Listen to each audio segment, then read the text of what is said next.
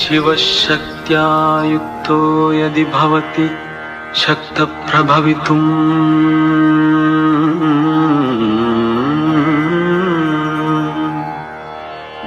ನ ಚೇದೇವಂ ದೇವೋ ನ ಖಲು ಕುಶಲಃ ಸ್ಪಂದಿತುಮಪಿ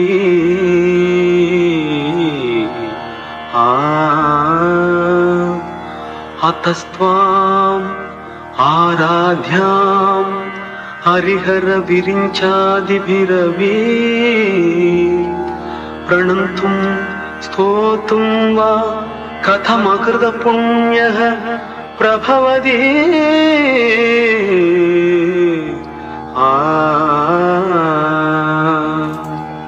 ಜನನೀ ಜನನೀ ಜಗಮ್ಮೀ ಅಗಮ್ಮೀ ಜನನೀ ಜನನೀ ಜಗಮ್ಮೀ ಅಗಮ್ಮೀ ಜಗತ್ಕಾರಣಿನಿ ಪರಿಪೂರಣಿನಿ ಜಗತ್ಕಾರಣಿನಿ ಪರಿಪೂರಣಿನಿ ಜಗತ್ಕಾರಣಿನಿ ಪರಿಪೂರಣಿನಿ ಜನನೀ ಜನನೀ ಜಗಮ್ಮೀ ಅಗಮ್ಮೀ ಜನನೀ ಜನನೀ ಜನನೀ ಜನನೀ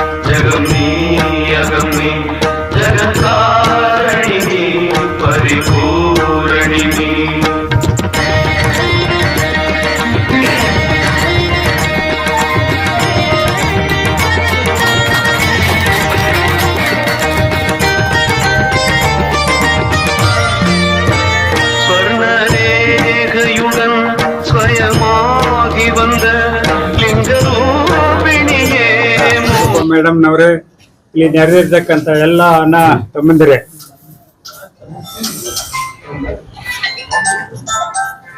ಈಗ ನಮ್ದೊಂದು ಯೋಚನೆ ಬರ್ತಾ ಇದೆ. ಇದೆಲ್ಲ ನೋಡ್ಬಿಟ್ಟು ಏನಂತ ಹೇಳಿದ್ರೆ ಅದು ಮೇಡಮ್ ಕೈಲಾಗತ್ತೆ, ನಮ್ಮ ಗೌರ್ಮೆಂಟ್ ಕೈಲಾಗತ್ತೆ. ಈ ಒಂದು KDA, ಬಂಗಾರಪೇಟ್ KDA, ಬೇತ್ಮಂಗಲ, ಕ್ಯಾಸಂಬಳ್ಳಿ, ನಮ್ಮ KGF ಎಲ್ಲ ಸೇರಿ ಒಂದು ಕಾರ್ಪೊರೇಷನ್ ಯಾಕೆ ಆಗಬಾರ್ದು? ಕಾರ್ಪೊರೇಷನ್ ಮಾಡಿಬಿಟ್ರೆ ನಮಗೆಲ್ಲ ಡೆವಲಪ್ಮೆಂಟ್ ಆಗುತ್ತೆ.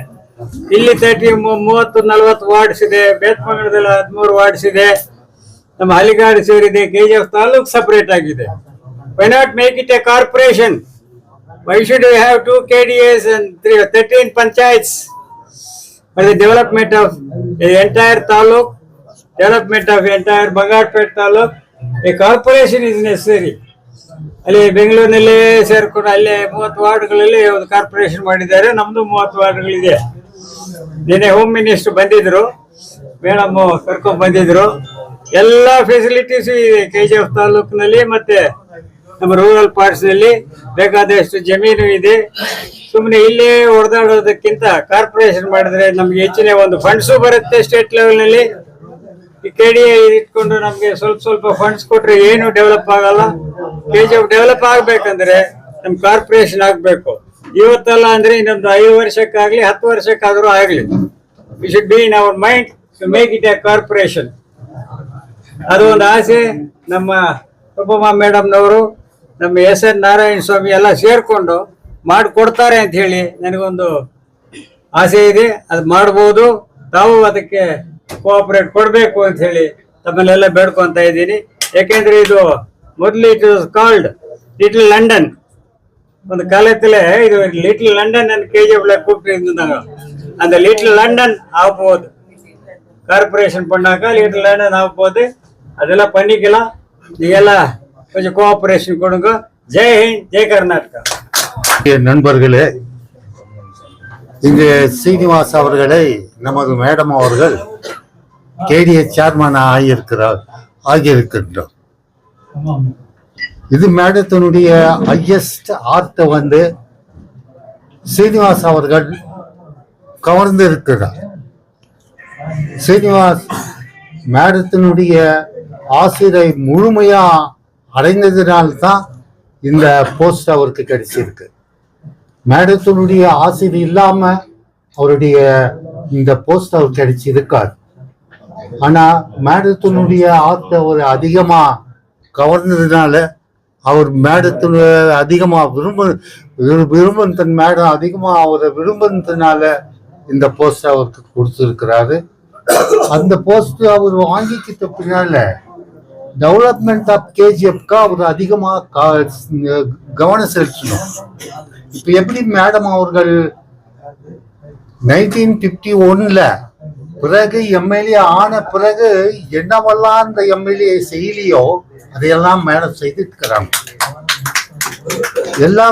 இருக்கிறாங்க. டெவலப்மெண்ட் ஆஃப் KGF வந்து அதிகமா அவங்க கவனம் செலுத்துறாங்க. இந்த டெவலப்மெண்ட் ஆஃப் KGF நீங்களே யோசனை பண்ணி பாருங்க, எத்தனை விதமான இம்ப்ரூவ்மெண்ட் டெவலப்மெண்ட் ஆஃப் தி KGFக்கு வந்து பர்டிகுலரா ஹாஸ்பிட்டல் வந்து அவங்க ICU யூனிட்டை பண்ணாங்க, விதான சௌதா மினி விதான சௌதா பண்ணாங்க, RTO ஆஃபீஸை பண்ணாங்க, இண்டஸ்ட்ரீஸை 792 ஏக்கர்ஸ் ஆஃப் லேண்டை வந்து இண்டஸ்ட்ரியல் ஏரியாவுக்கு அவங்க கொண்டு வந்தது ஒரு பெரியஸ்ட் அச்சீவ்மெண்ட். அந்த 792 ஏக்கர்ஸ் இந்த லேண்ட் வந்து இண்டஸ்ட்ரி ஆச்சுனாக்கா KGF டச் பண்றதுக்கு யாரும் இல்லை. அந்த மாதிரியான ஒரு பெரும் வேலையை அவங்க செய்திருக்கிறாங்கன்னாக்கா அது மேடத்தினுடைய டேலண்ட்டும் அவங்களுடைய முயற்சியும் அவங்களுடைய இன்ட்ரெஸ்டும் KGFக்கு பண்ணணுன்ற ஒரு இன்ட்ரெஸ்டும் தான் அது ஆச்சு. அதே போல மற்ற இடத்துக்கும் சரி, வில்லேஜுகளுக்கும் சரி, மற்ற மற்ற இடங்களுக்கும் சரி அவங்க அதிகமான டெவலப்மெண்ட்டை பண்ணணும்னு சொல்லிட்டு அவங்க பண்ணிட்டு வராங்க. ஸோ இதனால சீனிவாஸ் மேடம் இருவரும் ஒன்றா சேர்ந்து இந்த KGF அதிகமா டெவலப்மெண்ட் பண்ணுவாங்கன்றது எந்த விதமான ஒரு சந்தேகமும் இல்லை என்றது கூறி KGF ತಾಲೂಕು ಬಂಗಾರಪೇಟೆ ತಾಲೂಕು ಎರಡಕ್ಕೂ ಒಂದು KGF ಡೆವಲಪ್ಮೆಂಟ್ ಅಥಾರಿಟಿ ಇತ್ತು.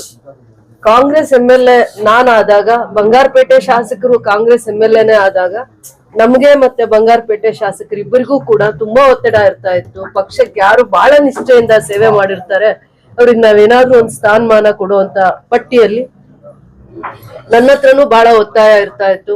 ಬಂಗಾರಪೇಟೆ ಶಾಸಕರಿಗೂ ಅಂತದ್ದೇ ಒಂದು ಒತ್ತಡ ಇರ್ತಾ ಇತ್ತು. ನಮ್ಗೆ ಅವಾಗ ಅಸಹಾಯಕರಾಗ್ಬೇಕಾಗ್ತಾ ಇತ್ತು. ನಾನ್ ಸೋಲ್ಬೇಕಾಗಿತ್ತು, ಇಲ್ಲ ಬಂಗಾರಪೇಟೆ ಶಾಸಕರು ಸೋಲ್ಬೇಕಾಗಿತ್ತು. ಇಂತ ಧರ್ಮ ಸಂಕಟ ಬಂದಾಗ ಕಾಂಗ್ರೆಸ್ ಪಕ್ಷದಲ್ಲಿ ಚುನಾವಣೆಯ ಜವಾಬ್ದಾರಿಯನ್ನ ಹೊತ್ಕೊಂಡಾಗ ಈ ಹೆಣ್ಮಗು ಜಯಂತಿ ಸೋಲನ್ನ ಅನುಭವಿಸ್ಬೇಕಾಗತ್ತೆ. ಅದು ಷಡ್ಯಂತ್ರದಿಂದ ಇವರು ಸೋಲನ್ನ ಅನುಭವಿಸ್ತಾಳೆ. ಅವಾಗ ನನ್ ಮನ್ಸಿಗೆ ನಾವು ಕಾಂಗ್ರೆಸ್ ಪಕ್ಷನ ಕಟ್ಟಿದಾಗ ನಮ್ಗೆಲ್ಲೋ ಒಂದ್ ಕಡೆ ಆ ನೋವು ನನ್ನನ್ನು ಕಾಡ್ತಾ ಇತ್ತು. ಯಾವ್ದಾದ್ರು ಅದಕ್ಕಿಂತ ಜವಾಬ್ದಾರಿ ಸ್ಥಾನದಲ್ಲಿ ಅವ್ರನ್ನ ನೋಡ್ಬೇಕು ಅಂತ ನನ್ ಮನ್ಸು ಅವತ್ತಿಂದ ನಾನು ಪ್ರಯತ್ನ ಮಾಡ್ತಾ ಇರ್ತೀನಿ. ಅವಕಾಶ ಕೊಟ್ಟಾಗ ಮತ್ತೆ ನಾವು ಪಕ್ಷದಲ್ಲಿ ಒಂದೇ ಪಕ್ಷದಲ್ಲಿ ನಮ್ಗೆ ಕಷ್ಟ ಆಗುತ್ತೆ. ಬೇರೆ ಇನ್ಯಾರೋ ಒತ್ತಡದ ಮೇಲೆ ಆ ಸ್ಥಾನನ ತಗೊಂತಾರೆ. ಅದಾದ್ಮೇಲೆ ನಾವಿಬ್ರು ಗೌರವವಾಗಿ KGF ಗೆ ಸಪರೇಟ್ ಡೆವಲಪ್ಮೆಂಟ್ ಅಥಾರಿಟಿ, ಬಂಗಾರಪೇಟೆಗೆ ಸಪರೇಟ್ ಡೆವಲಪ್ಮೆಂಟ್ ಅಥಾರಿಟಿನ ತರೋಂಥದ್ರಲ್ಲಿ ಯಶಸ್ವಿ ಆಗ್ತೀವಿ ನಮ್ಮ ಸರ್ಕಾರದಲ್ಲಿ. ಇದು ಚರಿತ್ರೆ. ಇದು ಚರಿತ್ರೆ. ಕಾಂಗ್ರೆಸ್ ನ ಶಿಸ್ತಿನ ಸಿಪಾಯಿಯಾಗಿ ಯಾರು ಸೇವೆ ಮಾಡ್ತಾರೆ ಅವ್ರಿಗೆ ಯಾವ್ದೇ ಒಂದು ಸ್ಥಾನಮಾನ ಕೊಡ್ಬೇಕು ಅಂತಂದ್ರೆ ಪಕ್ಷ ಯಾವ ಮಟ್ಟಕ್ಕಾದ್ರೂ ನಿಂತ್ಕೊಳ್ಳುತ್ತೆ ಅನ್ನೋದಕ್ಕೆ ಇದು ಒಂದು ಚರಿತ್ರೆ. ಇದನ್ನ ನಾವ್ ಅರ್ಥ ಮಾಡ್ಕೋಬೇಕಾಗತ್ತೆ.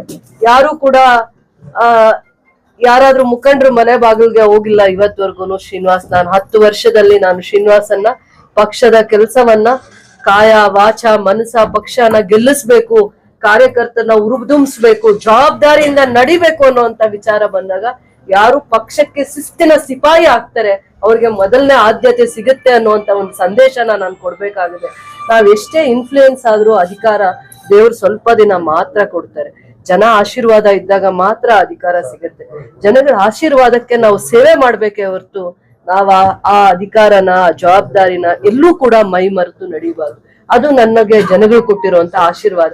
ಅದನ್ನ ನಾನು ಮೈಗೂಡಿಸ್ಕೊಂಡಿದ್ದೀನಿ. ಅದೇ ರೀತಿ ಮೈಗೂಡಿಸ್ಕೋಬೇಕು ಅಂತ ಮಾತ್ರ ನಾನು ಆಶೀರ್ವಾದ ಮಾಡ್ತೀನಿ. ಯಾರೇ ಈ ಸ್ಥಾನದಲ್ಲಿ ಬಂದ್ರು KGF ಡೆವಲಪ್ ಆಗ್ಬೇಕು, ಎಲ್ಲಾರನ್ನು ಗೌರವವಾಗಿ ನೋಡ್ಬೇಕು, ಪಕ್ಷಕ್ಕೆ ಗೌರವ ತರುವಂತ ಸಂದೇಶ ಮಾತ್ರ. ಈ ಮೂರೇ ನಾವು ಜವಾಬ್ದಾರಿಯಿಂದ ನಡಿಬೇಕಾಗತ್ತೆ.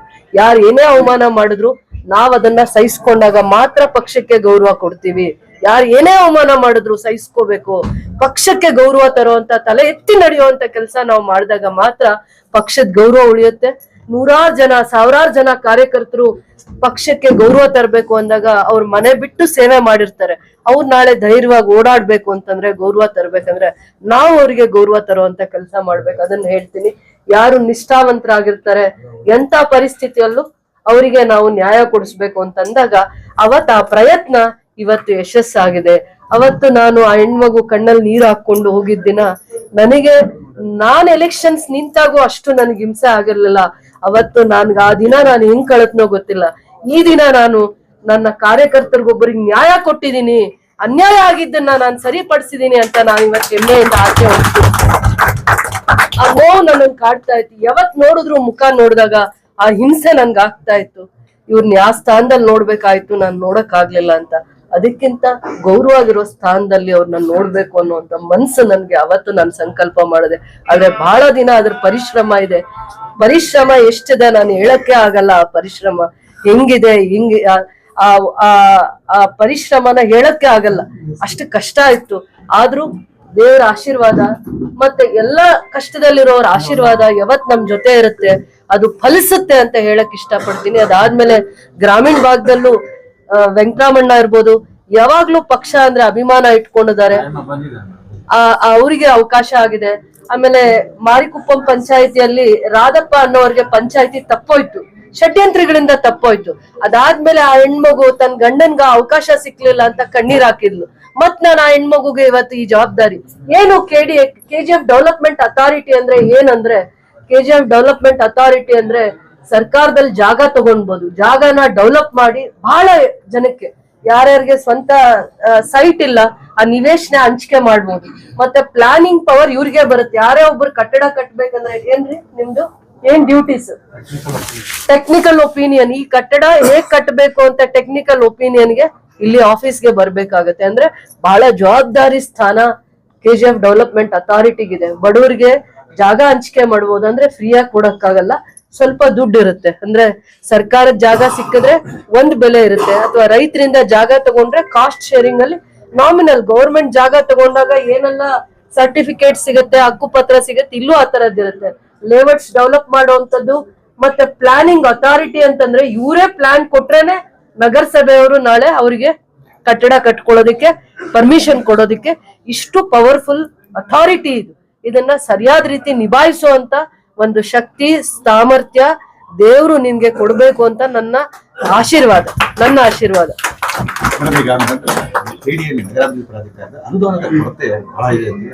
ಅನುದಾನ ಇನ್ಮೇಲೆ ಇದಕ್ಕೆ ಉಕ್ಕಿ ಉಕ್ಕಿ ಹರಿದು ಬರುತ್ತೆ. ಇದೇ KGF ಡೆವಲಪ್ಮೆಂಟ್ ಅಥಾರಿಟಿನೇ ಇಂಟಿಗ್ರೇಟೆಡ್ ಟೌನ್ಶಿಪ್ ನ ಇವತ್ತು ಡೆವಲಪ್ ಮಾಡೋದಿಕ್ಕೆ ಅಥಾರಿಟಿ ಯಾರಾದ್ರೂ ಇದ್ರೆ KGF ಡೆವಲಪ್ಮೆಂಟ್ ಅಥಾರಿಟಿನೇ ಮಾಡಕ್ಕಾಗತ್ತೆ. ಮುಂದೆ ಇದನ್ನ ತಿಳ್ಕೊಳ್ಳಿ. ನಮ್ಗೆ 299 acres ಏನ್ ಇಂಟಿಗ್ರೇಟೆಡ್ ಟೌನ್ಶಿಪ್ ಇದೆ, FD ಅಲ್ಲಿ ನಮ್ಗೆ ಅದಕ್ಕೆ DPR ಮಾಡ್ಲಿಕ್ಕೆ ₹1 ನಾವು ಅನುದಾನ ಕೊಡ್ಲಿಲ್ಲ ಅಂದ್ರೂ 10 ಕೋಟಿಯ ಇದಕ್ಕೆ DPR ಮಾಡ್ಲಿಕ್ಕೆ FD ಅಲ್ಲಿ ನಮ್ಗೆ ಪರ್ಮಿಷನ್ ಸಿಕ್ಕಿದೆ. ಅದು ನೆಕ್ಸ್ಟ್ ಅದನ್ನ 100 ಕೋಟಿಯಲ್ಲಿ ಡೆವಲಪ್ಮೆಂಟ್ ಮಾಡೋದು ಇದೇ KGF ಡೆವಲಪ್ಮೆಂಟ್ ಅಥಾರಿಟಿ.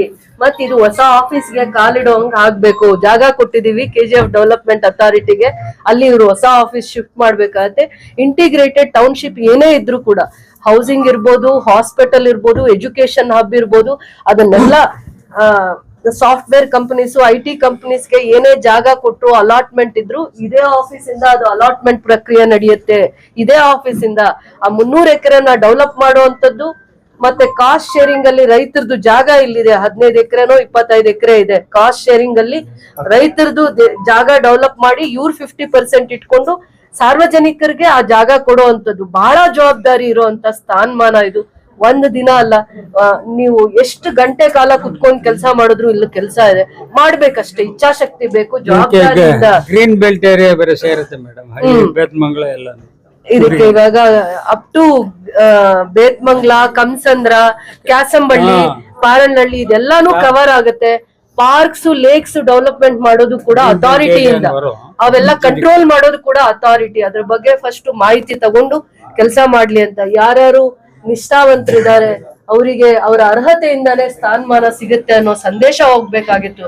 ಅದರ ಸಂಕಲ್ಪ ಆಗಿದೆ, ಒಳ್ಳೇದಾಗಿದೆ. ಸೇವೆ ಮಾಡ್ಲಿ, ದೇವರ ಅವಕಾಶ ಕೊಟ್ಟಿದ್ದಾರೆ, ಸೇವೆ ಮಾಡ್ಲಿ ಅಂತ ಹೇಳಿ.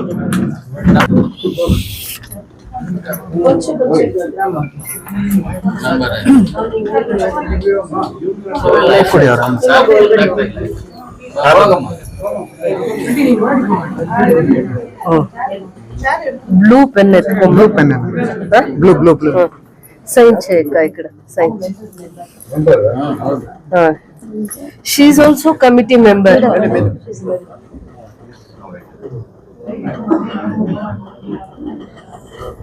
ఇల్లి గాబరి చేసుకోదు, నిదానంగా నిదానం.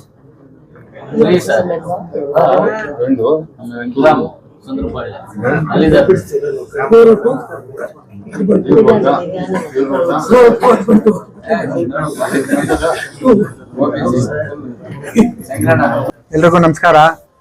ಇವತ್ತು ನನಗೆ ಈ ಸ್ಥಾನಮಾನ ಸಿಕ್ಕಿದೆ ಅಂದ್ರೆ ಅದಕ್ಕೆ ಮೇನ್ ಕಾರಣ ನಮ್ಮ KGF ಜನಪ್ರಿಯ ಶಾಸಕರಾದ ಶ್ರೀಮತಿ ರೂಪಾ ಶಶಿಧರ್ ಮೇಡಮ್ ಮತ್ತೆ ನಮ್ಮ ಬೇಲೆಯಲ್ಲಿ ಗೋವಿಂದಗೌಡ ಸರ್, ಇವರಿಬ್ಬರೇ ನನಗೆ ಈ ಸ್ಥಾನಮಾನ ಸಿಕ್ಕಿರೋದಕ್ಕೆ ಕಾರಣ. ಯಾಕಂದ್ರೆ ಪಾರ್ಟಿಗೆ ಯಾವಾಗ ನಾವು ಲಾಯಲ್ ಆಗಿರ್ತೀವಿ ಆವಾಗ ಒಂದ್ ದಿವಸ ನಿಮ್ಗೆ ಒಂದು ಒಳ್ಳೆ ಸ್ಥಾನಮಾನ ಸಿಕ್ಕುತ್ತೆ ಅಂತ ನಮ್ಗೆ ಮೇಡಮ್ ಪದೇ ಹೇಳ್ತಾ ಇದ್ರು. ಇದಕ್ಕೆ ಹೇಳಿರೋದಕ್ಕೂ ನಾನು ಪಾರ್ಟಿಗೆ ಲಾಯಲ್ ಆಗಿದ್ದಿರೋದಕ್ಕೂ ಈ ಸ್ಥಾನವನ್ನ ಮೇಡಮ್ ನನಗೆ ಕೊಟ್ಟು ನನ್ನ ಅಲಂಕರಿಸಿದ್ದಾರೆ. ಅದಕ್ಕೆ ಫಸ್ಟ್ ಮೇಡಮ್ಗೆ ಧನ್ಯವಾದಗಳು ಹೇಳ್ತಾ ಇದ್ದೀನಿ. ಮತ್ತೆ ಇಲ್ಲಿ ಏನ್ ಡೆವಲಪ್ ಆಗ್ಬೇಕಂತ ಇದ್ರೆ ಅದು ನಮ್ಮ ಶಾಸಕರು ಇದ್ದಾರೆ, ಅವ್ರ ಹತ್ರ ನಾಲೆಜ್ ತಕೊಂಡು ಅವ್ರ ಮಾರ್ಗದರ್ಶನ ತಕೊಂಡು ಏನೇನ್ ಮಾಡ್ಬೇಕಂತ ಇದೆ ಅದೆಲ್ಲ ನಾನು ಮೇಡಮ್ ಇದರಿಂದ ನಾನು ಮಾಡ್ತೀನಿ ಅಂತ ಹೇಳ್ತಾ. ಸರ್, ನಿಮ್ದು ಮೊದಲ ಆದ್ಯತೆ ಏನಿದೆ ಸರ್? ನಿಮ್ದೇ ಅದು ಕಲ್ಪನೆ ಇರುತ್ತಲ್ಲ. ಅದೇ ನಮ್ದು ಈಗ ನಾವು ಹೊಸದಾಗಿ ಬಂದಿರೋದು ಮಲ್ಲ ಮೇಡಮ್ ನಾಲೆಜ್ ಇಂದಾನೆ ನಾನು ಏನು ಮಾಡಕ್ ಆಗೋದಿಲ್ಲ. ಮೇಡಮ್ ಹೆಂಗೆ ಹೇಳ್ತಾರೆ ಹಂಗ್ ನಾನು ನಡ್ಕೊಂಡು ಹೋಗ್ತೀನಿ ಸರ್. ಆಮೇಲೆ ಇದು ಇಡೀ ಕ್ಷೇತ್ರ ಗ್ರಾಮೀಣ ಭಾಗದಲ್ಲೂ ಒಂದ್ ಟರ್ಮ್ ಒಬ್ಬರಿಗೆ ಅವಕಾಶ ಮಾಡ್ಬೇಕಾಗತ್ತೆ, ಒಬ್ಬರಿಗೋ ಇಬ್ಬರಿಗೋ. ಯಾಕಂದ್ರೆ 5 ವರ್ಷದ ಟರ್ಮ್ ಅಲ್ಲಿ ನಾವು KGF ಗೆ ಅವಕಾಶ ಕೊಡಕ್ ಆಗಿರ್ಲಿಲ್ಲ. ಮುಂದೆ ಸ್ವಲ್ಪ ಟರ್ಮ್ ಇವ್ರದ್ದು ಮುಗಿದ ಮೇಲೆ ಅವ್ರಿಗೂ ಸ್ವಲ್ಪ ಅವಕಾಶ ಮಾಡಿಕೊಡ್ತೀವಿ. ಅದನ್ನ ಹೇಳ್ತೀವಿ ಯಾವ ಹಂತದಲ್ಲಿ ಅಂತ ಹೇಳ್ತೀವಿ.